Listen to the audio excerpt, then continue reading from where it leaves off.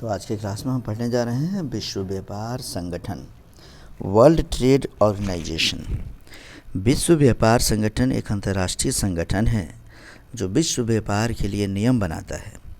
इस संगठन की स्थापना 1995 में गैट मतलब GAAT, जिसका पूरा नाम होगा general agreement on trade and tariff, इसे याद रखेंगे। एक नंबर का क्वेश्चन पूछता है कि गैट क्या है, तो लिखेंगे general agreement on trade and tariff को गैट के नाम से जानते हैं।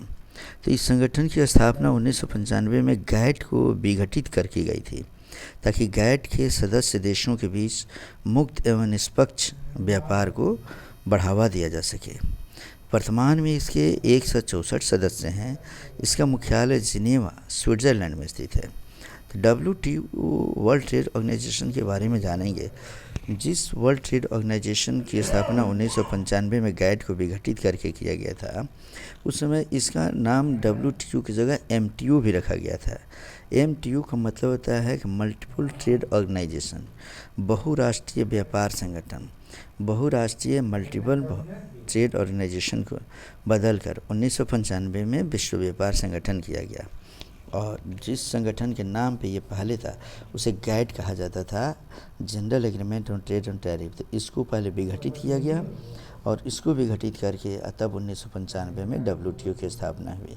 और WTO की स्थापना के साथ ही ये माना गया कि विश्व के किसी भी देश में अगर व्यापार करना हो तो उसके लिए क्या क्या नियम रहेंगे, किन किन वस्तुओं का व्यापार होगा, क्या अगर कोई परेशानी होती है तो हम कैसे उसका निदान करेंगे।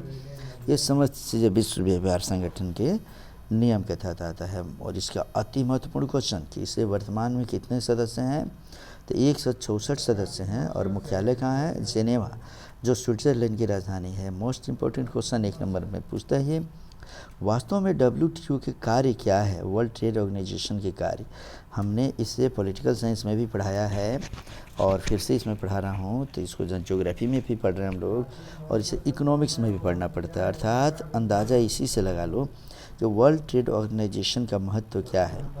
भूमंडलीकरण की बातें करेंगे, ग्लोबलाइजेशन की बातें करेंगे, उदारीकरण की बातें करेंगे, तब भी हम WTO को पढ़ेंगे। इसके बगैर समझो कि हम ये सब नहीं जान सकेंगे। तो WTO के कार्य जो पढ़ेंगे वह क्या है, इसे जानें।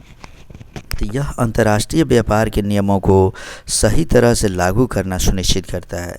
विश्व के एक देश किसी दूसरे देश के साथ जो व्यापार करेंगे उसके लिए कौन कौन से नियम कानून होगा, यह WTO लागू करता है। WTO के इसके बाद से, इसके कार्य के बाद से फिर हम दूसरा कार्य पढ़ते हैं कि यह सदस्य देशों के बीच व्यापारिक झगड़ों का निपटारा करता है। अर्थात किसी दो देशों के बीच में व्यापार को लेकर कभी झगड़ा हो जाए तो उसका निपटारा भी WTO ही करता है। तीसरा, यह व्यापार नीतियों को पारदर्शी बनाता है।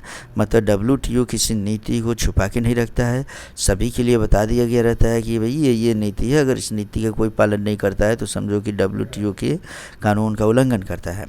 और चौथा है कि यह विकसित एवं विकासशील देशों के बीच के व्यापार असंतुलन को कम करने का कार्य करता है। जैसे कि किसी भी दो देशों के बीच में जो विकसित देश हैं और जो विकासशील देश हैं, तो विकासशील देशों में भी व्यापार को बहुत ज़्यादा बढ़ाता है, विकसित देशों में थोड़ा सा व्यापार को हल्का से कम करने की कोशिश करके सभी के बीच व्यापारिक असंतुलन को कम करने का कार्य करता है और संतुलन लाने का प्रयास करता है। इस तरीके से WTO एक महत्वपूर्ण संस्था है। अब हम नेक्स्ट पढ़ेंगे इसमें से प्रमुख प्रादेशिक व्यापार समूह।